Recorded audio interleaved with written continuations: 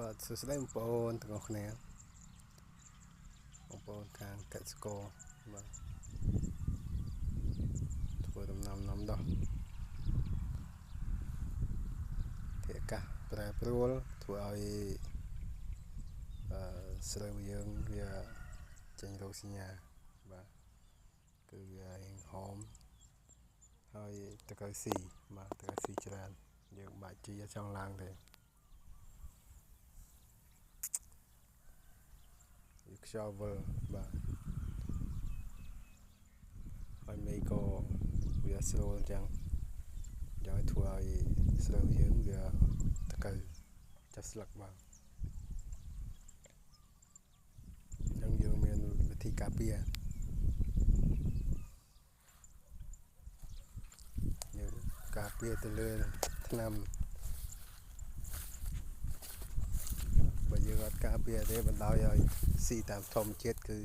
ស៊ីតែទឹកតិចបាទស៊ីតែទឹកតិច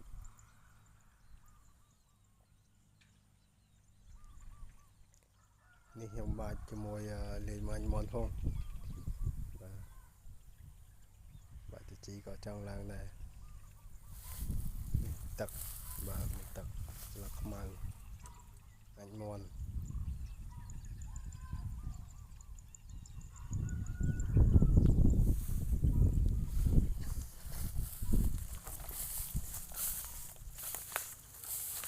ឥឡូវយើងក្រនបាបាទពីមុនថាមិនកើតទេដល់ពេល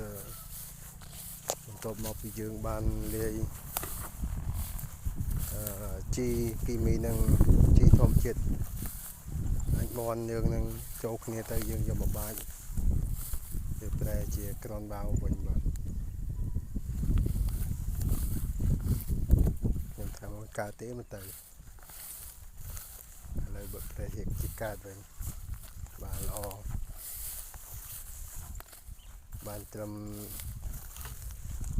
70% បាទអរគុណបងប្អូនដែលបានទស្សនាវីដេអូ